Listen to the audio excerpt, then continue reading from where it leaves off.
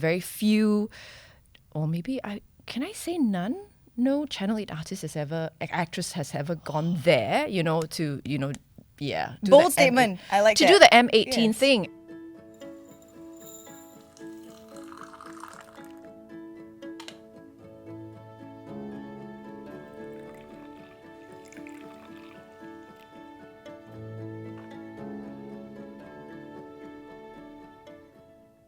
Hey, it's Jermaine, and welcome to How She Did It. This is a no-holds-barred conversation with women of different backgrounds just to see where they begin and how they got here to the successful person they are today. And today, please welcome a very special guest with me, Miss Joanne Pei, our local television darling. Hello. That's what they put in the script, by the way. Local Okay. television darling. Do you identify?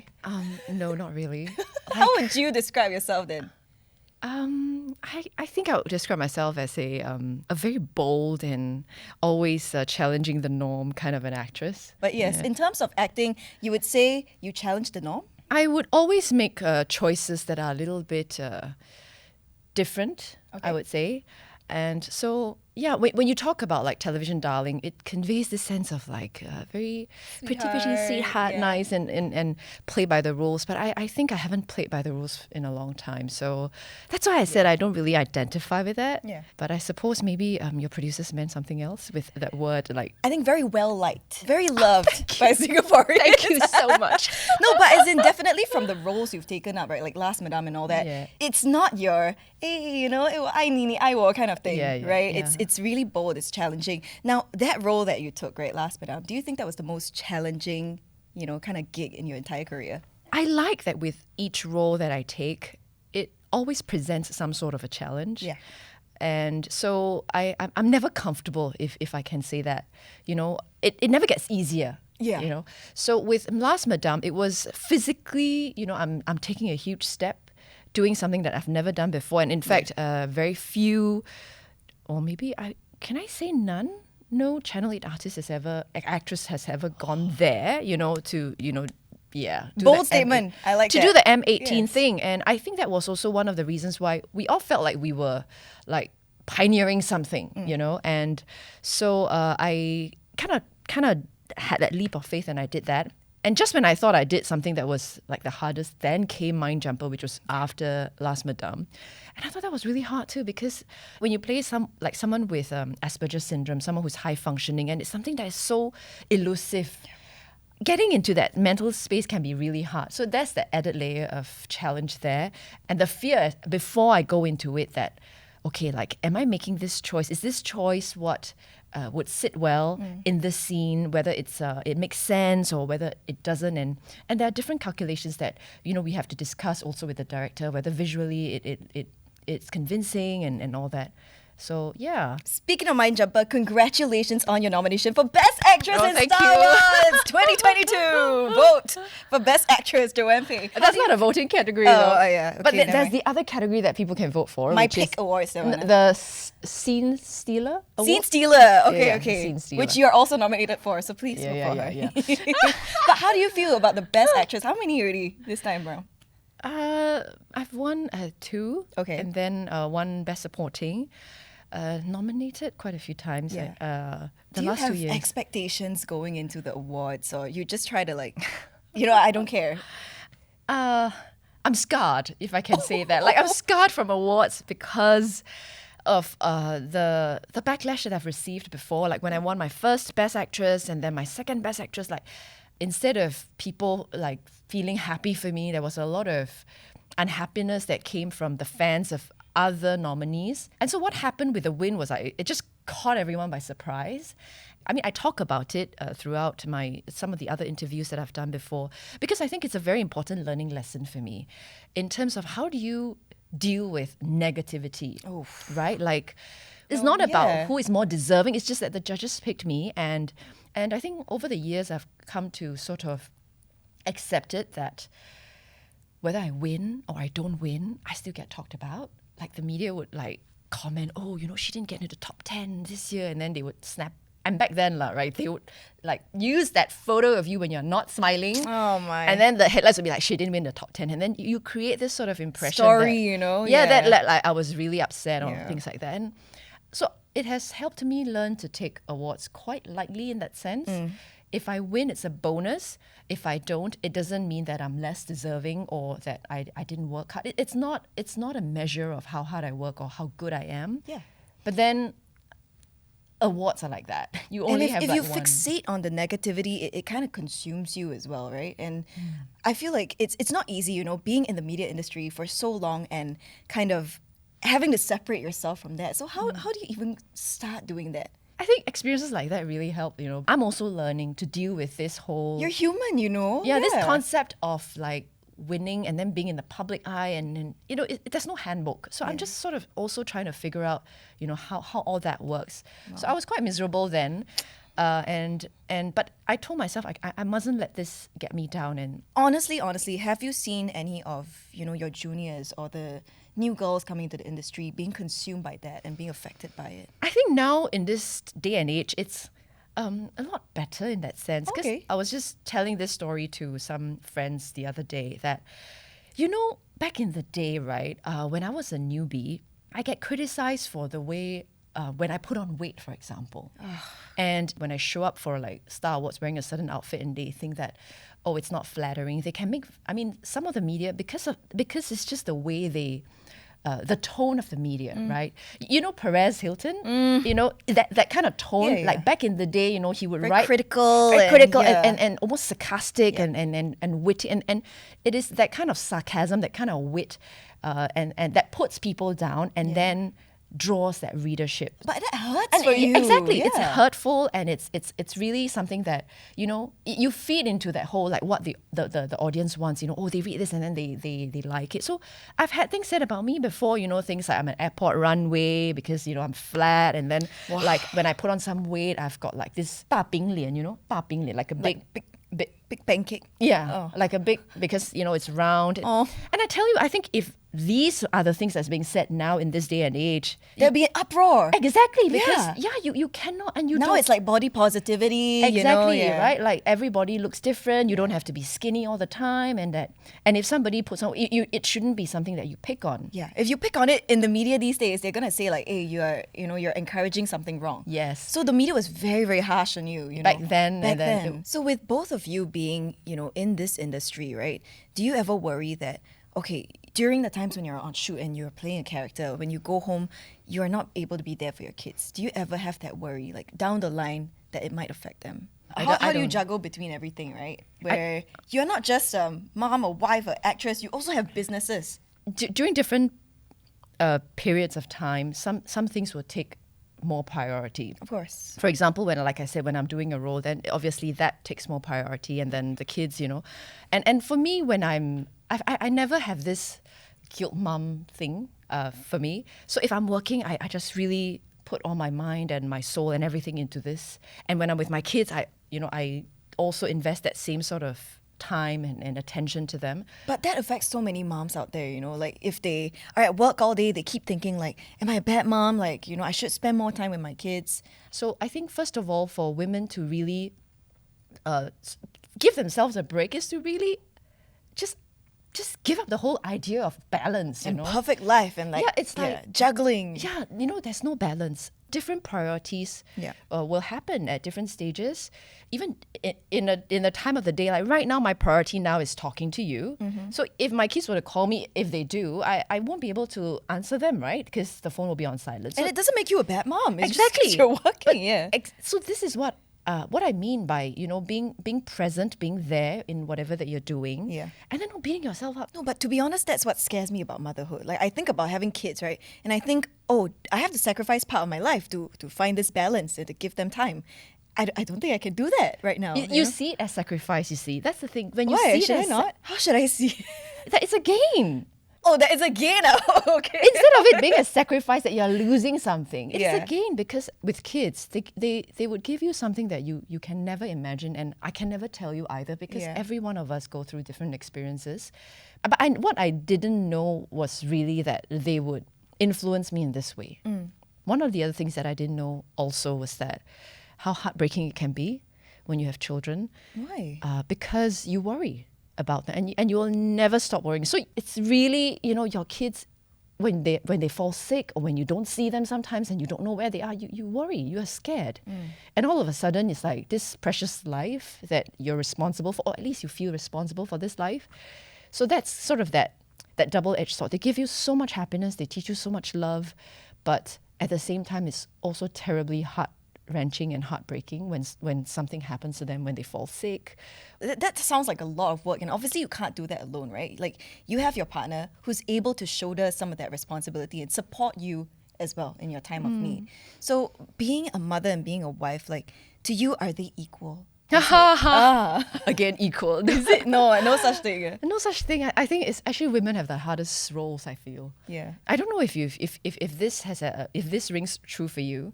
Because I did this drama years ago, and I play this tomboy girl, and then it's our family, and then we have a mom who's always making us come back to have dinner lunch every Sunday. So my sister, my brother, all have their own families, and then we all come together every Sunday for a meal, right? Then of course the story goes on. An accident happened. She passes on, and then all of a sudden we just Stop meeting, and I realized this is quite true for many families, that people come together because of their mothers. And so then I started to look into my own role as a mother, because I'm not just a mother to my kids. I'm this bridge, between my kids and their father. But then I'm also a wife. Yeah. So when am I a wife, and when am I a mum? Don't they coexist at the same time, though? Sometimes it's hard because he's also the father, but he's also my husband. And then you always have to draw the line that, sometimes, like couples, for example, they for some reason, they don't work out. But that is the relationship as a wife and a husband, right? But as parents, it's a different. So he will always be their father, and he will have a certain way with them as a dad. And just because maybe if I'm not happy with him as a husband, it doesn't mean he's not a good dad. But I think it's quite special that the both of you, you guys are in the same career. So to a certain extent, you would understand each other more than, let's say, someone who's in banking and media. We understand the demands of the job, but it doesn't make being husband-wife easier. I can understand, you need to work long hours, because I can understand what it's like filming. Or I can understand, for example, why you need to take this time to go to the gym, as opposed to, say, take me on a date, for example. But sometimes there are other things about communication, right? About expectations, about running a family and a household, like what is good for the kids, what you think is good for the kids, what is, what I think is good for the kids. It may not always match, right? So then that becomes communication as a couple. It's got nothing to do with your job. Do you feel that pressure just because both of you are in the spotlight? Like, I have to not show people that we fight, we cry, To me, sometimes I'm hesitant to share too much of this, because I primarily use a lot of Instagram, and I think things on Instagram can easily get misconstrued, and I didn't want it to become like a news headline. I think it's important also to normalize this fact that, there's couples just they go through these phases as well, where, I just really want to kill you, like, I cannot stand you. And then there will be times where you're like, I love you so much. And it happens, and it happens to every couple. And in a normal, healthy relationship, sometimes it's all these conflicts that help you learn to communicate better with each other. If you see it as a learning point, right? If you choose to see this as, actually, how can we solve this problem? What have I learned about my partner? What is it that my partner needs? What is it that I can do? If you have this reflection process, and then you sort of come together to make it work, I think it takes you to another level, and you have another understanding about each other. So what's something that you really love about your husband? He has always been very open-minded, and very supportive of the endeavors that I have. In fact, I wanted to be a full-time homemaker. I wanted to just look after my kids, and this dream of doing this children's business and all that. And he was the one who actually told me that, you shouldn't, I'm sure you'll do a good job as a homemaker, but you shouldn't, put your talent to waste. And so he encouraged me to actually continue acting, and he actually encouraged me to do this business thing as well, and develop myself professionally. And I really appreciated that, because he helped me build a lot of that confidence in myself, to see myself beyond just this actress, who is doing her best and just trying in every role. But he helped me really realize that sometimes our time on earth is for a bigger purpose. And how Wow. can we use this, whatever we have, whether it's the experience that I've gained over the years or this fame that I've acquired, how can I use it for good? How can I amplify, the important messages to more people? Now, on that note, we actually have a surprise. Oh! So I have not heard this as well, but apparently we have a voice message from your husband. Oh! Yeah. Okay, so let's listen to it together. Okay. 我感觉私底下的微秀，除了工作上，她就是一个女强人，甚至是一个女超人。其实作为丈夫的我，我并不太想让我太太成为一个女强人。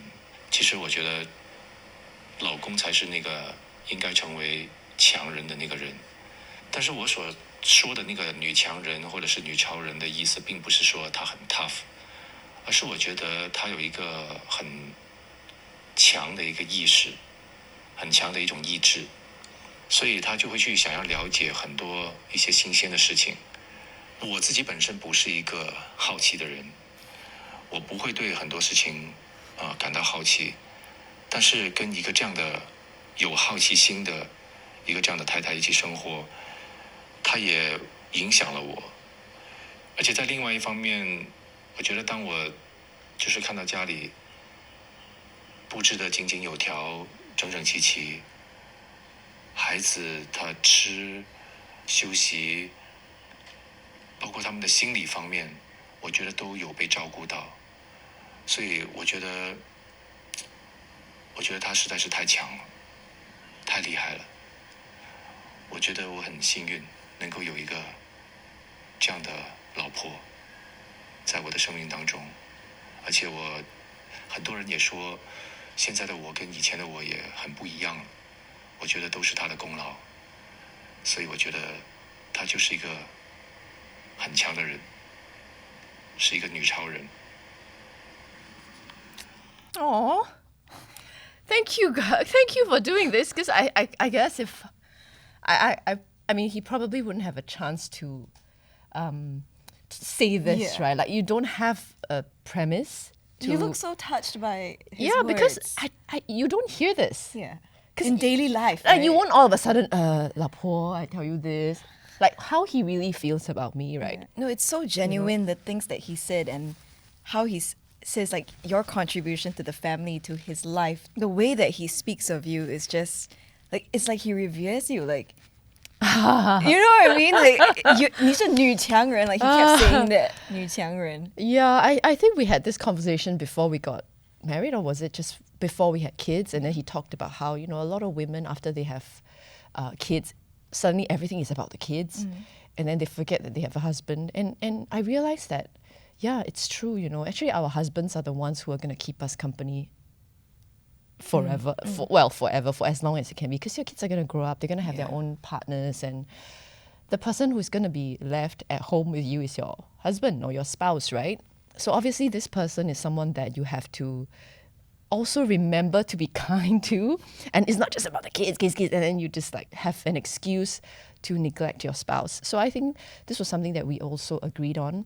And I remembered that there was one thing he said to me, I think at some point that was very touching, which was that we don't get to choose our children, but we get to choose our partners, and I chose you.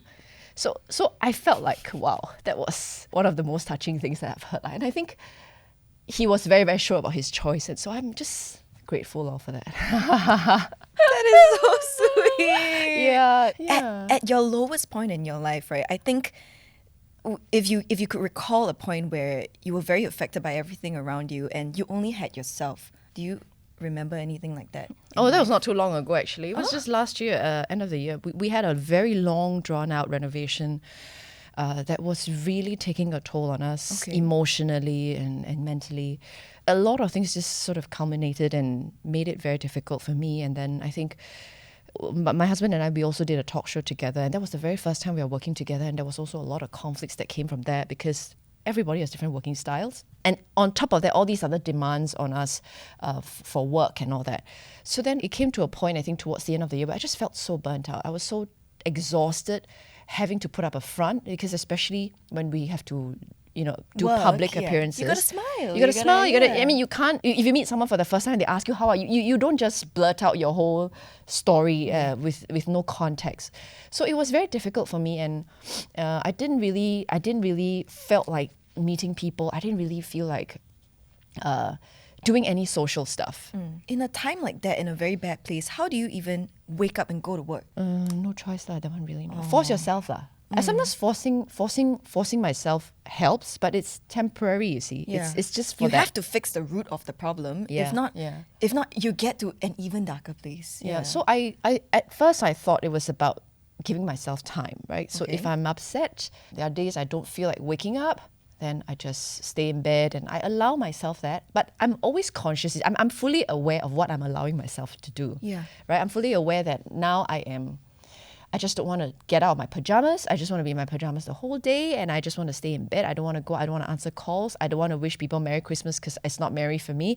I just allow myself to be that, and I think I stumbled on this. I don't know if it was a video or something that I heard that said that, to get out of this, sometimes you just need to, you need to be active. You cannot just say time will heal. People say time will heal, but actually just letting time pass and not doing anything is not going to heal anything. And Like all of us, physically active? so all of us are different, Okay. right? Some people, when they're depressed or when they're down, they just want to find a friend and complain and talk and this and that. And some people, they just need to, be quiet. Just leave me alone. Let me be in my own space, and let me listen to music and all that and I'll be fine. And some people, they just like to go and do physical stuff, right?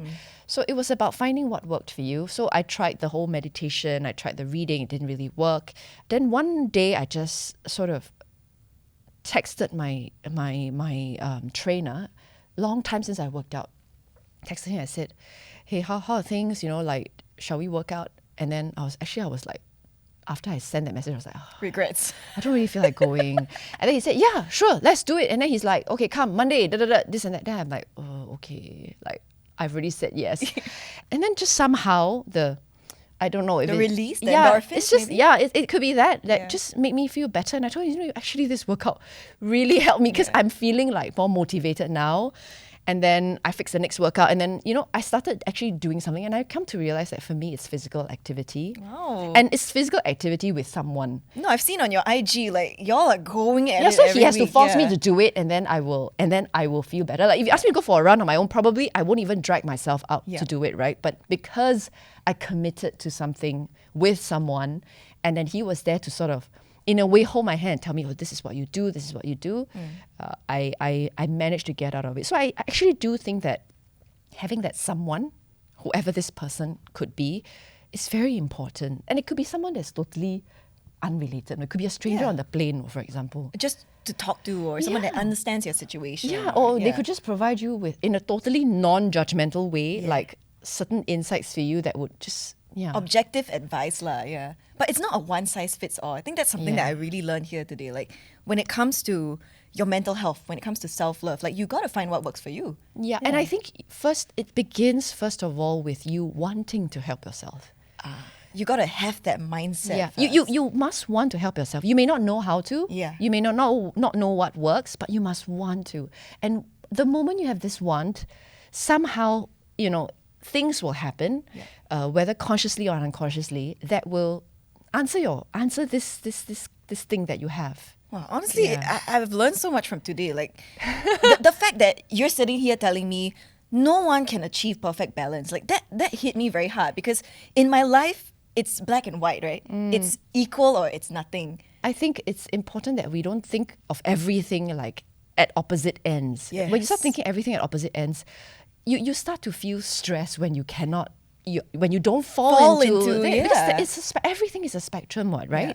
If we just allow ourselves to be in that spectrum, and that there's no need to define exactly what it is, then we are being kinder to ourselves as well, and also when we are kinder to ourselves, we are less stressed, and then when you're less stressed, just things get better. I don't know why I feel a sense of pressure lifted off me when I'm not even the one talking about my issues, but do you feel like a sort of like cathartic effect? Yeah, it does, and I'm very thankful that you say this because I feel like, going through all that is worth it because I went through all that, and that I can share it with you, that it can help you as Yes. well feel better. And then maybe you don't have to go down that route, or even if you do go down that route, you would be able to bounce back much quicker because now you have this sort of understanding as well. I really respect that. I hope that I can learn from you. I hope that I can be more open about my vulnerabilities. It's still difficult, but I hope to get there one day. I think now that you have this, like once you start, like I think have this like little seed there, it will start to grow. Just water it. Yeah. So really, really a big thank you to our new Chiangren here, Joanne, for coming on the show today and really just like sharing so openly with us and helping everyone that's watching as well. Thanks for having me, and you so much. thanks for that call.